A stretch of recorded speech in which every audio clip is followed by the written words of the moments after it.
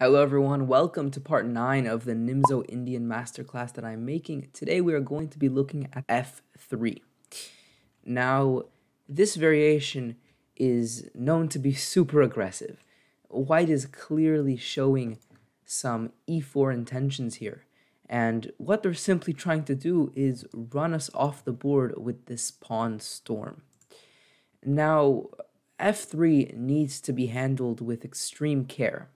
And what we're going to play here is d5 to immediately stop e4. However, d5 makes a secondary move, a3, very enticing because after a3 takes, they have these doubled pawns, but because of d5, they've essentially forced us to give them an option to trade away one of these pawns, after which they're just going to have enormous center control and the two-bishop advantage. However, the good thing for us is this takes quite a lot of time. They're just pushing their pawns in all of these moves.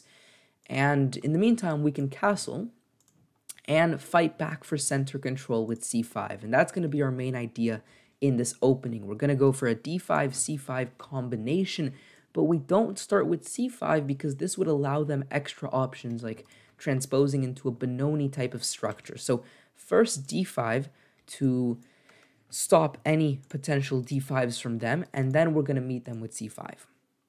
Now here, they have many options. a3 is by far the one that we're going to spend the most time on because the a3 and f3 combo is known to be super powerful and aggressive again because of the big pawn mass that they're going to grab in the center. But they do have other options that we should indeed consider, and we're actually going to start with those other options. So let's begin with c takes on d5. We're going to take with the knight. And here, there's some big issues in regards to this knight. We're threatening to take it twice and win some key material. The other thing to highlight is by moving this knight, we're opening up this queen. And the big weakness of f3 is, of course, this diagonal. So it makes certain moves not possible. For example, bishop d2, bam, we're winning a pawn.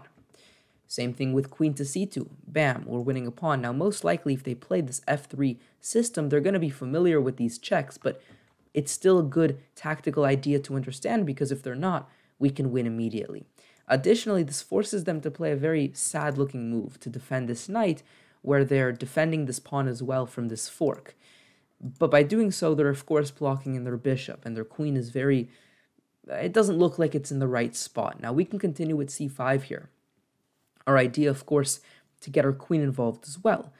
If they play d takes on c5, we're very happy. We castle. At some point, we can trade in all of this material and leave them with a big issue when it comes to developing their pieces and a very big issue when it comes to this weakness of this pawn. And for example, after trading, we're going to develop these pawns in a variety of, these pieces, in a variety of different ways, and then target this very weak c3 pawn. Additionally, after c5, they can try a3, but another thing to know with c5, our queen can get into the game, so queen a5 here seems very strong. Their best move, in fact, is to give us this extra material and try to deal with this position here, but this is just not sufficient. We can castle, eventually trade off, and this extra pawns on this a and b file are going to prove deadly and lethal. For example, a5, a4, a3, we can trade the queens off, win the pawn in the center. Eventually, we can perhaps win this pawn. Otherwise, we can play e5 to develop this bishop along this diagonal. We can get the rook over to the c file either through here or through here, where we can target these very weak pawns in a variety of ways. And we're going to win material. We have very good active pieces. This is very strong for us. And that is really what happens if they take. We take back with the knight in order to keep some very important dynamic play in our hands. So instead of taking, we can consider what happens if they play bishop g5. Here we go h6, as we have throughout the entire series. If they play bishop to h4, we can take. And after something like e4, we play c5. Again, d5 and c5 combo is going to be critical here. More so than it's ever been, because by playing this very aggressive opening when it comes to the middle center control, we have to combat this with c5 and d5. If you forget to play c5, they're just going to run you off the board. So that's why you're seeing c5 so often. And here after takes, queen to a5, again, we have great pressure. We're not worried about this. As you will see in some of the future variations, this pawn structure is totally sufficient. In the meantime, we're going to grab a ton of material and ruin their pawn structure here.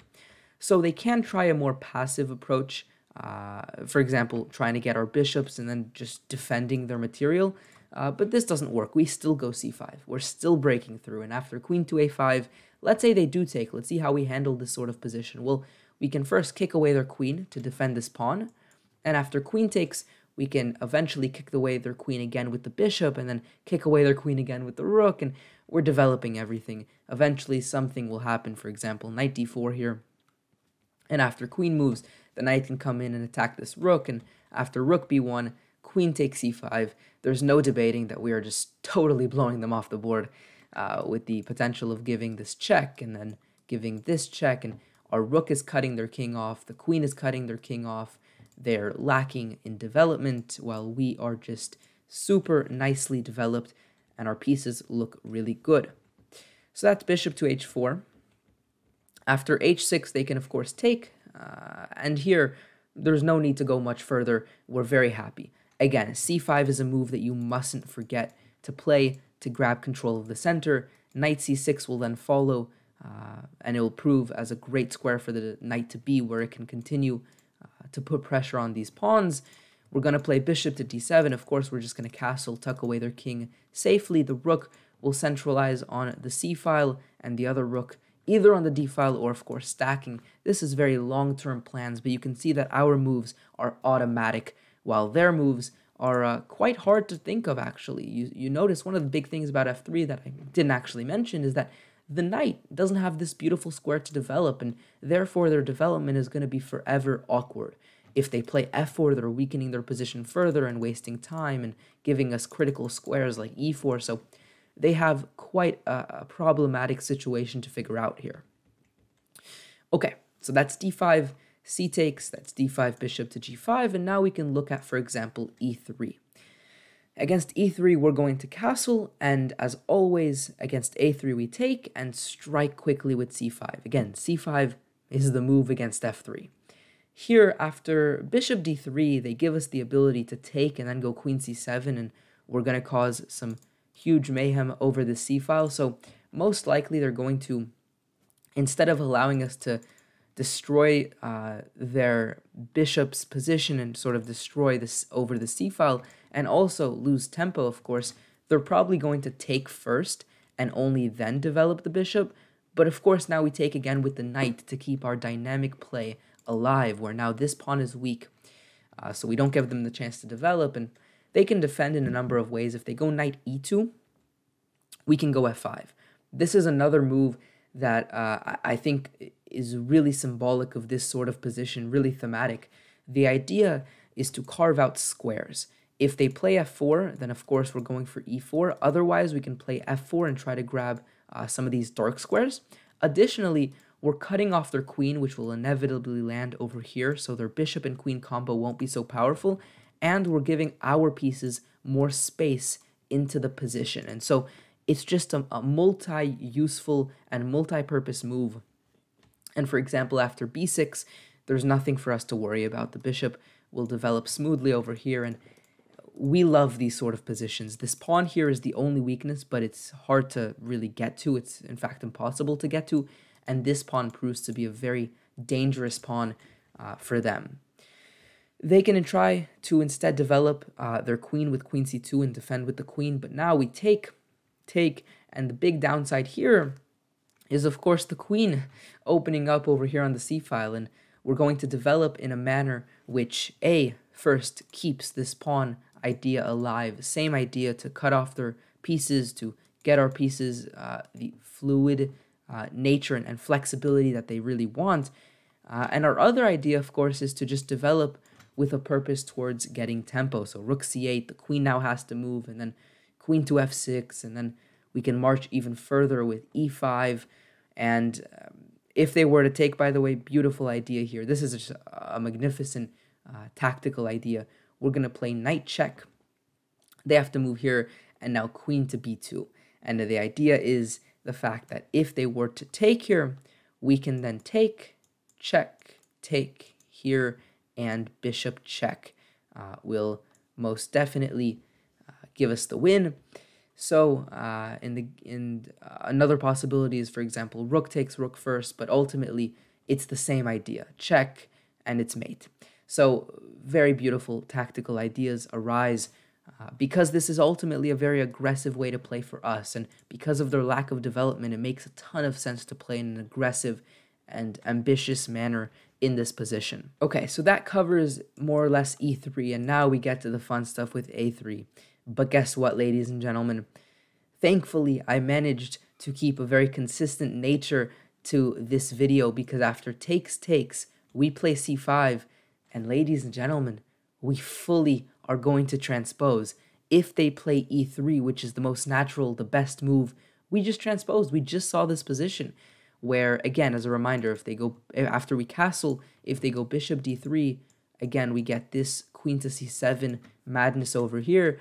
And if they take, we take back with the knight, and we just saw this with the ideas of going f5, and we just saw this position. And queen to c2, again, we want to open up the c file. So a very familiar territory.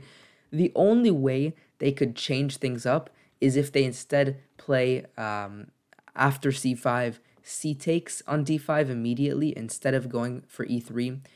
But after knight takes, we're fine, because after the move queen to d3 to defend the pawn, we can castle. Notice if they try to defend it in a different way, for example, queen c2, then we can take again, and once again get our rook over to the c file, where it's going to cause some issues. And again, the expansion of e5, f5 is definitely not out of the tables as well. We can take and ruin their structure in some cases, not necessary at all, but we get all of the fun. Additionally, before we look at the main move, which is queen to d3, we can also consider what if they take this pawn. Here we can continue with f5 again, which once again is a funny looking move and seems very anti-positional and risky to play, but at the top level of chess, both past and present, people have played f5 because of the aggressive and practical uses that it poses for us. I mean, as I mentioned, carving out space, getting a very aggressive and ambitious way to play in the future and middle game of this position. So here, for example, if they play queen c2, we can play knight b d7, take, the knight hops back to f6, and knight g4, right? We're going straight for the kill. There's a beautiful tactical idea, rook takes. If they take our rook, then we can go check, and everything's falling for them. So they have to take our knight, then we retreat with the rook in a way, very craftively, which allows our other rook to also come in. So we put it on f7, not on f8. And you have to worry a little bit about this, but as long as you play very cautiously, nothing bad will happen. Going back all the way here, after the move f5, they can try c4, but of course this allows us to check and win the pawn, so that's a good thing to always remember, this check, never forget about it.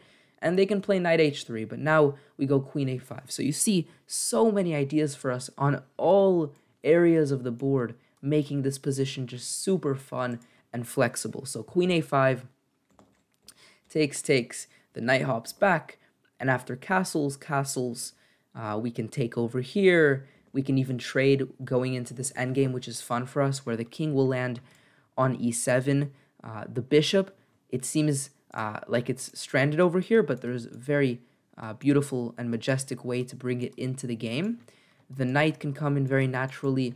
This pawn seems weak, but it actually stops their passed pawn over here, or they're not passed pawn, because of this pawn here. It stops it from progressing, and therefore it becomes very targetable. And overall, we are very, very happy. And going all the way back, that is after, again, as a reminder, f3 over here, we play d5, they play a3, we are going to take, then we're going to play c5, and here c takes, we take back, and now queen to d3. This is their main move, but here after castles and e4, we drop our knight back, and one of the keys in this sort of position is the knights. The knights are very fun, and after we trade queens, we get into a position where it's one of those funny positions where the bishops are less strong than the knight, in my opinion, because the knights are going to jump around and target so many different areas of the board. They're so flexible. We can see knight to b3, and then we can take over here and then take this pawn over here, and the rook is misplaced, their pawn structure is ruined, our pieces are developed, they have a magnitude of weaknesses. Should I go on? It's just game over. There's nothing left to discuss. So very beautiful positional battle will appear on the board if indeed they trade the queens, and if they don't, then these knights are going to even be more dangerous because of their forking potential. And you can certainly imagine a fork being possible. You know, if the queen lands over here to defend this pawn, then the fork happens. I mean, the knights are very, very powerful regardless of whether the queens stay on or go off. And that is it. So I know I'm throwing a lot of moves and ideas at you, but that's just because there's a lot of ideas for us to explore in this f3 system. Because of this queen coming to h4 check, that's an extra idea for us. We have the same ideas because of c5 to go queen to a5 and target this this queen side over here.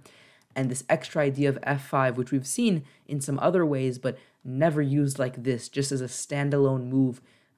It's a beautiful, really creative idea that I'm really happy to share with you. So hopefully you enjoyed this video. Subscribe if you're new around here. Like this video if you did learn something new from it. And I will see you guys next time. Peace out.